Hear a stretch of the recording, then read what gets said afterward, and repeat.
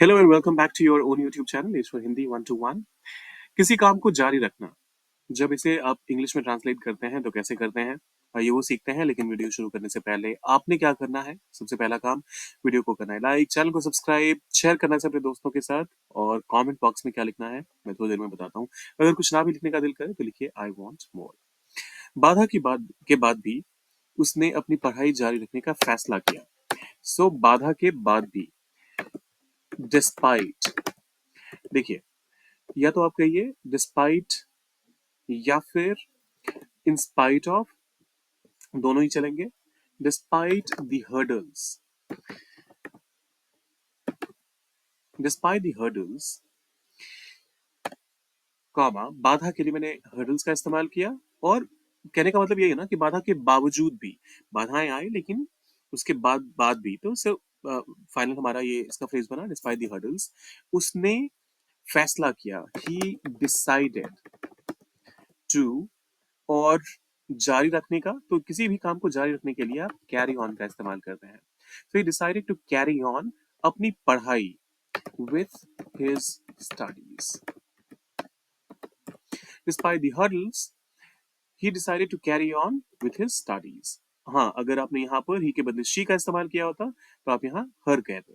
So despite the hurdles, she decided to carry on with her studies, या फिर he decided to carry on with his studies.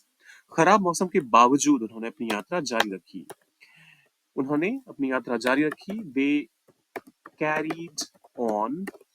अब देखिए, यहाँ पर carry on के बाद विथ का इस्तेमाल करने की जरूरत नहीं है। पिछली बार में आपको पढ़ाई के बारे में बात करनी थी, इस वजह से हमने विथ का इस्तेमाल किया।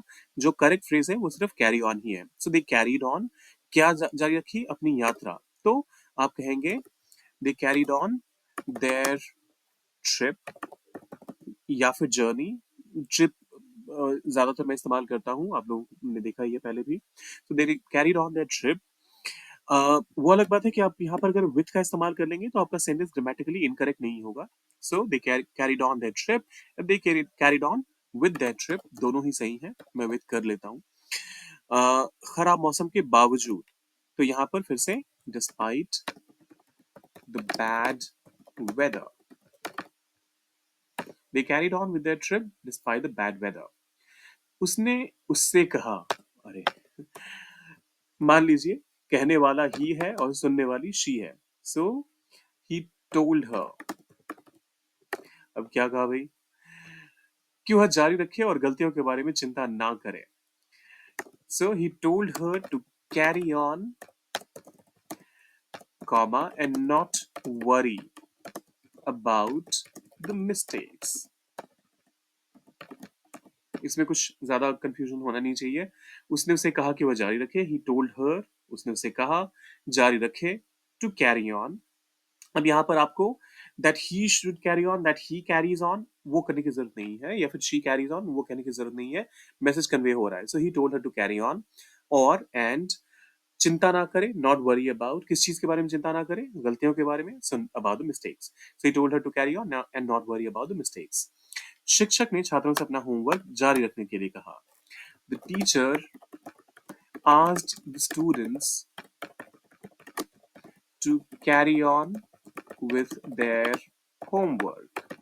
अब यहाँ पर एक चीज का ध्यान रखिएगा, होमवर्क हर विद्यार्थी का अलग अलग होगा, लेकिन फिर भी आप होमवर्क्स नहीं कहते। ये वर्क जैसे आप काउंट नहीं कर सकते, वैसे आप होमवर्क को भी काउंट नहीं कर सकते। So the teacher asked the students to carry on with their homework. उसने कठिन समय में भी अपनी नौकरी जारी रखी। उसने जारी रखी कठिन समय में भी अपनी नौकरी। इसकी अंग्रेजी आप डाल दीजिए कमेंट बॉक्स में, इसका ट्रांसलेशन आप डाल दीजिए कमेंट बॉक्स में। और अगर इतना मेहनत करने का दिल नहीं कर रहा तो लिखिए आई वांट मोर। पर जाने से पहले वीडियो को कीजिए लाइक, चैनल को सब्सक्राइब, शेयर कीजिए अपने दोस्तों के साथ, और कमेंट में लिखना है इस वाले स्टेटमेंट की इंग्लिश। उसने कठिन समय में भी अपनी नौकरी जारी रखी। मिलते हैं जल्दी।